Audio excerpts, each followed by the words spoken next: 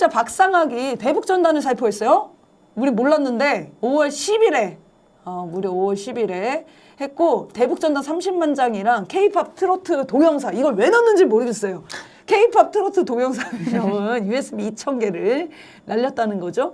이게 되게 예민한 문제인데 그 외에도 지금 어떤 부품몰이가 가능할 것 같은 그 시도한 정황들이 몇 개 발견이 됐습니다. 그 관련해서 좀 짧게 정리를 해주시죠.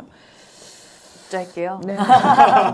요약해서. 네, 일단 대북전단 문제는 굉장히 심각한 적대 행위이자 이제 심리전이다라는 것을 저희가 늘 염두에 둬야 될 것 같아요. 그리고 상대인 북한에서도 반복적으로 이것에 대해서 강경하게 대응해 왔고 저희가 이 북한의 대응에 대해서도 반복적으로 언급을 했었습니다. 근데 이제 윤석열 정권 들어서서 이 대북전단 살포를 금지시켰던 법을 무력화해버리지 않았습니까? 근데 북한에서 그 당시에 어떻게 입장을 밝혔냐면 이 대북전단 자체가 상대방을 무력화시킬 목적으로 벌이는 고도의 심리전이고 전쟁 개시에 앞서 진행되는 사실상의 선제 공격 행위라고 규정을 했습니다. 근데 북한은 얼마 전에 핵무력법을 헌법에 명기하면서 전쟁 발발 움직임이 포착될 시에 어쨌건 선제 핵 공격이 가능하다고 명시까지 하지 않았습니까? 근데 전단 자체를 선제 공격 행위라고 규정을 했다는 거예요. 그럼 전단을 날리는 순간 한반도에서 핵 전쟁이 일어날 수도 있는 거죠. 근데 이거 자체를 굉장히 가벼이 여기고 이 탈북자들의 대북 전단을 계속 지원하고 부추기는 행위를 정부가 하고 있다는 게 심각한 문제라는 생각이 듭니다. 네, 전단 때문에 전쟁 날 수 있습니다. 네. 그런데 그걸 이제 조장하고 있는 거죠, 정부에서. 통일부가 표현의 자유를 또 언급을 했어요. 네, 표현의 자유는 미국 가서 외쳐주시고요. 수상한 움직임 몇 개 우리 김일호님이 하시죠.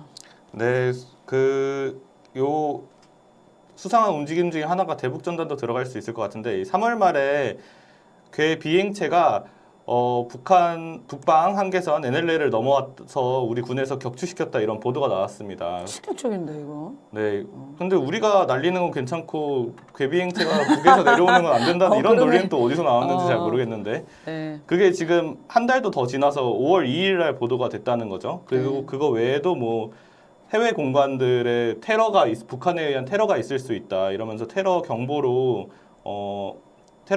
내렸다는 소식도 있었고요. 네, 이런 식으로 뭔가 북풍 공작스러운 것들을 약간 낼까 말까 하는 이상한 냄새들을 내고 있습니다. 여러 가지 시도들이 있는 것 같아요, 보면은. 네. 네. 저는 이게 3월 말에 괴비행체 뭔지 모르겠지만 격추했다면은 사실은 되게 대대적으로 보도가 됐어야 되는 거예요. 그리고 사진과 영상까지도 공개될 수 있을 정도로 굉장히 구체적으로 이 괴비행체에 대해서 막 설명을 했어요. 네. 뭐 1.5에서 2m다. 풍선 끝에는 무슨 무채가 달린 기구였다. 근데 사진도 영상도 공개를 안 하고 있지 않습니까? 그래서 말씀하신 것처럼 뭔가 3월 말 4월 그때 쏟아졌던 이 국정원의 대진년 사찰, 촛불행동 사찰 문제나 아니면 이제 노동신문이 유로 총선 총선에 개입한다. 개입하려고 했다. 이런 거 다 이렇게 일맥해가지고 신문으로. 이건 들어도 재밌어요. 상당한 이런 북풍몰이 카드를 계속해서 만지작거리고 있는 것 같습니다. 네네. 북한 얼마 전에는 그런 뉴스도 나오지 않았습니까? 북한이 사이버 해킹을 해가지고 우리 법원 전산망이라든지 이런 맞아요. 데들을 해킹했다라는 뉴스 보도도 나오고 있는데 위기에 내몰릴수록 아까 미국과 일본의 외세를 찾는 것처럼 북풍몰이에 더 의존할 수밖에 없는 게 지금 윤석열의 심정 아닌가 네. 그런 생각이 듭니다. 저 예전에 4월 30일에 국정원이 이런 발표도 했거든요. 북한이 무인기, 동력 패러글라이더를 이용해서 국내 후방 지역 테러를 감행할 수도 있다. 네. 북한이 하마스를 모방할 것이다.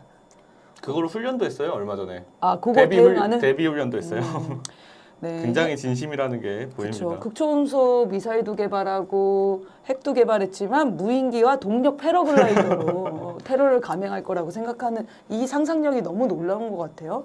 어쨌든 이런 여러 가지 시도들이 우리가 모르는 사이에 계속 지속이 되고 있고 여기서 어떤 지점에서 불씨만 딱 튀면은 전쟁으로 바로 직행할 수 있는 그런 위험한 상황들이 3, 4월 사이에 벌어진 것 같습니다. 그래서 이런 관련된 뉴스들을 꼼꼼히 사실 찾아서 챙겨봐야 되거든요. 왜냐면 보도 자체가 이렇게 압도적으로 되지 않기 때문에 그렇게 유일하게 그 보도들을 찾아내서 방송을 해드리는 게 선을 넘는 사람들입니다. 자, 많이 시청해 주시고요.